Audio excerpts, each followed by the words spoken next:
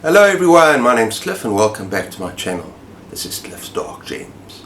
If you're new here, sit back, relax and enjoy the show. Because tonight, it's just a reading update for the month of July. What have I been reading? What am I getting up to? So stay tuned.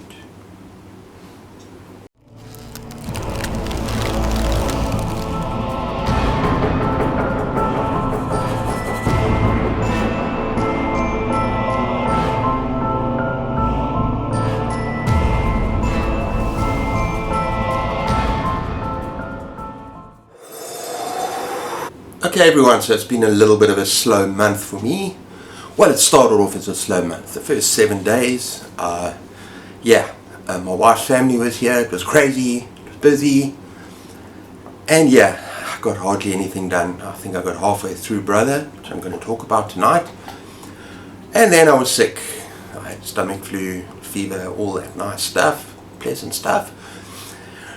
But after that, since I've been better, I've been reading up a storm. And I'm going to talk about that now. Okay, one thing I try to read is I try to dip into Far Horizons. It's a collection of science fiction short stories. I want to read more science fiction people. And I went straight to one of the stories by Dan Simmons. And this was all about, it's called Orphans of the Helix. And it's part of the Hyperion Cantos. It's a long running series of his. And so of course at the beginning, in the introduction, I read the first 2 or 3 pages and I realized there was just one big spoiler. So I skipped to the story and I'm just going to read the first few lines just to let you know this is just too dense, people. I need something simpler. Please, down in the spaces below, give me some science fiction recommendations for beginners, or even better, some horror sci-fi recommendations. Just something where I can dip my toes in. I mean, I love Ray Bradbury. He's got beautiful ideas. But let me just read this with my brand new glasses, multifocal lens. I'm still trying to get used to them, people, so I have to read like this. The great spin ship translated down from Hawking space into the red and white double light of a closed binary. While the 300 people of the Amute spectrum helix dreamt on in deep cryogenic sleep, the 5 IAs in charge of the ship conferred. And it just gets more and more complex, and I read about 3 or 4 pages. I just couldn't anymore, people. I couldn't anymore, so I'm going to put that back there anyway. But I want to read science fiction. And this is not the place to start. Give me some recommendations below what I should be doing. Oh, and in my next haul, and there's a book in the mail that is science fiction, incredibly popular, taught all over booktube. I'm not going to tell you what it is, and I've heard it's a good start. I'm going to wait for that. I can't read this, people, sorry. Okay, now for a book I've just begun. Gone Girl by Gillian Flynn, and I'm really enjoying it.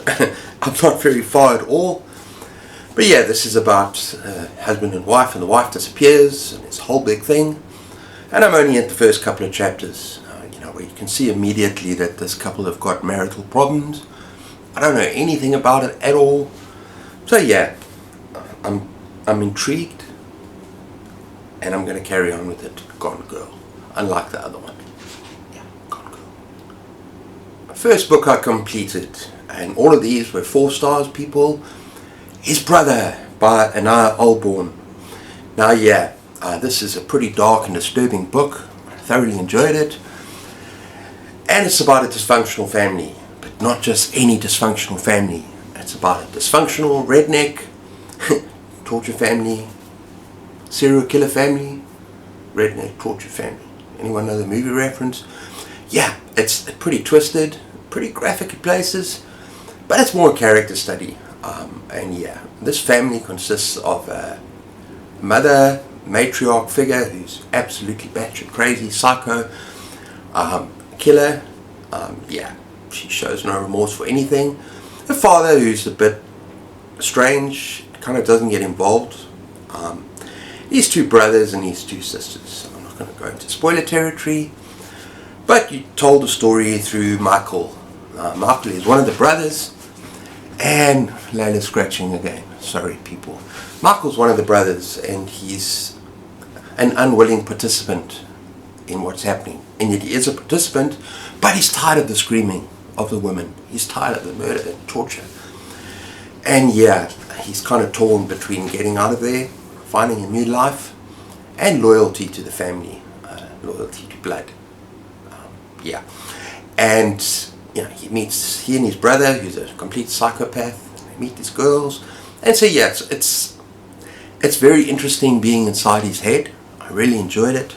It's kind of disturbing, and yet I wanted to know more about the other characters. I wanted to know more about the backstory of the mother and the father, because you learn very little about them except for their kind of, yeah, the mother's an absolute psychopath. And yeah, so in the middle it dragged a little bit. Also the relationship with the girls, it didn't all work very, very well. But where it really shined is in the final third of the book. Things start to happen and they twists and turns, and it gets dark and it gets brutal. And yeah, I just love the way the whole thing came together. So I thoroughly enjoyed it, but there were little bits and pieces that I think could have been done a lot better. So that's Brother. Oh, just to add on, Brother is a buddy read that I did with my friend Matt from CreativityIsTherapy. And yeah, we're going to be chatting about that in Discord.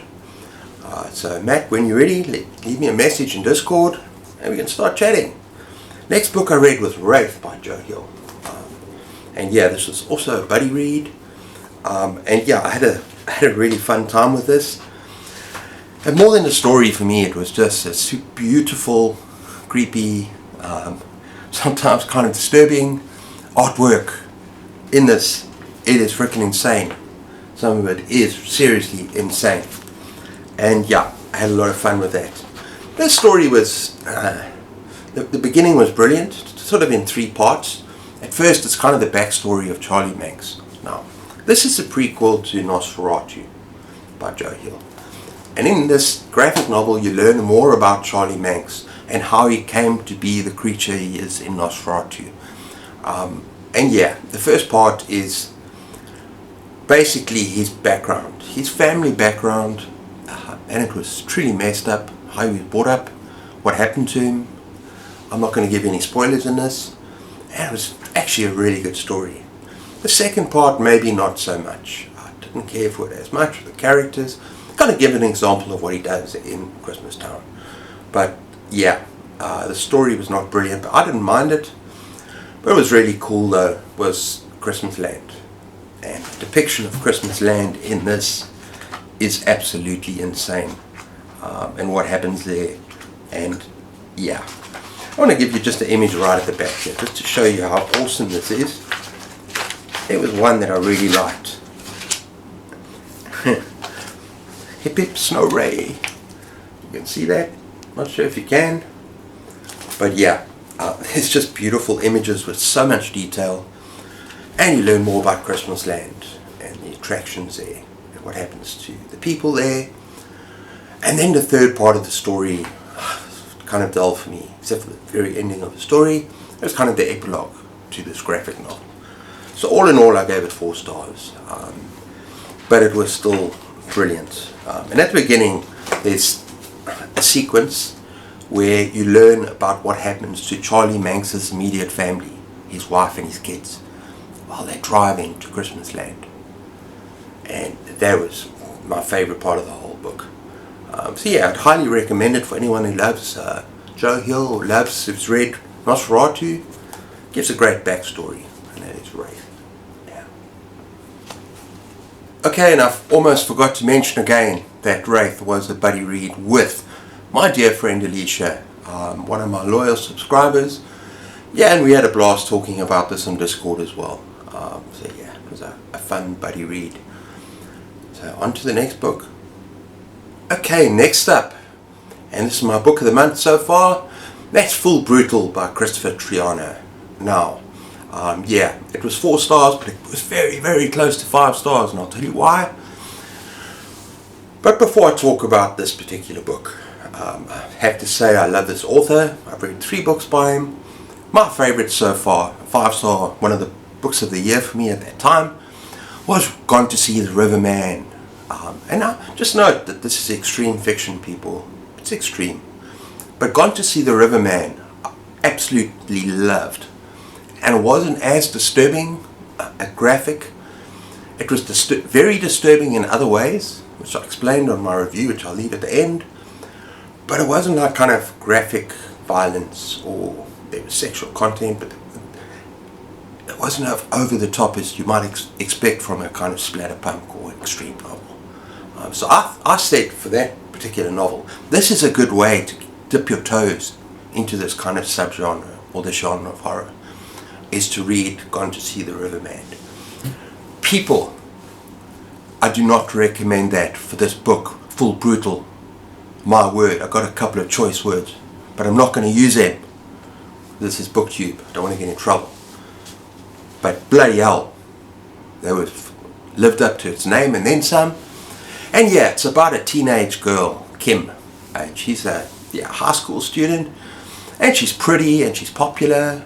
She's part of the cheerleading team, and she comes across as kind of innocent. She makes friends very easily. Friends with her friends and with her family and the dad, the teachers. But she's bored, people. There's something missing in her life. And unlike other students who use sex for pleasure and kind of fills a little bit of a gap, she doesn't.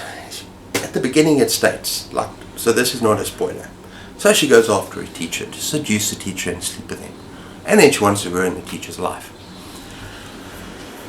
It goes downhill from there, people. It goes very, very dark, very twisted, very sick.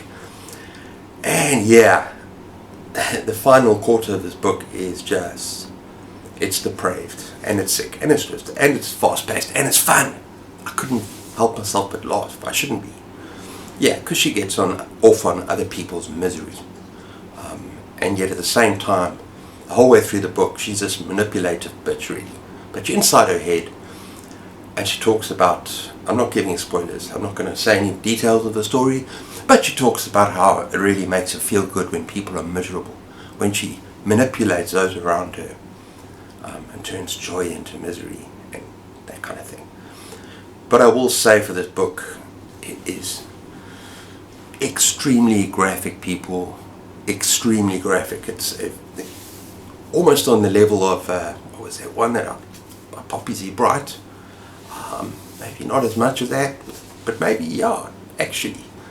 It's got all sorts of trigger warnings. In fact, it's got all of them, except for maybe animal abuse. I don't remember anything about animals being abused in the story, which is a good thing.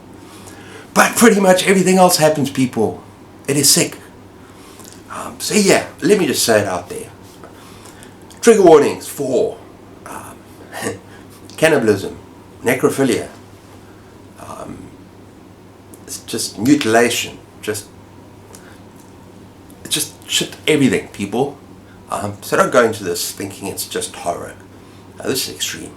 It's freaking intense, and it lives up to the thing. Full Brutal.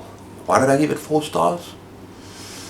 Some of the schoolyard banter, some of the schoolgirl kind of dialogue in the middle of the book, some of the stuff is drawn out a little bit.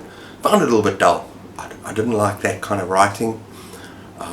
Although I liked the mind games that this girl, Kim, played with her schoolmates and with other people. But there was parts of it where I was going, oh, come on. Yeah. That was brutal. And actually being inside, and the fact that the protagonist is a schoolgirl, and yeah, and a cheerleader. It's like kind of got a Mean Girls vibe. I don't really like, but yeah, it's got that kind of Mean Girls mixed with American Psycho vibe. Yeah, I read that somewhere on Goodreads, but it's just come back to me. So it's kind of a mix of the two, but it really is violent, people. I think you might enjoy it, but just check your trigger warnings. That's Full Brutal. Okay, everyone, so those are all the books I've read so far this month, but I'm on a bit of a roll. so I'm going to read a little bit more of Gone Girl tonight and tomorrow. And yeah, I'm hoping that my reading really picks up this month. But let me know what you think down in the spaces below. Don't forget to give me some sci-fi recommendations for beginners. And if you enjoy this content, please be sure to give me a like, a thumbs up, and subscribe for more from my channel. And yeah, I hope you're all doing well out there. Take care of yourselves. Until next time, keep those pages turning. And cheers.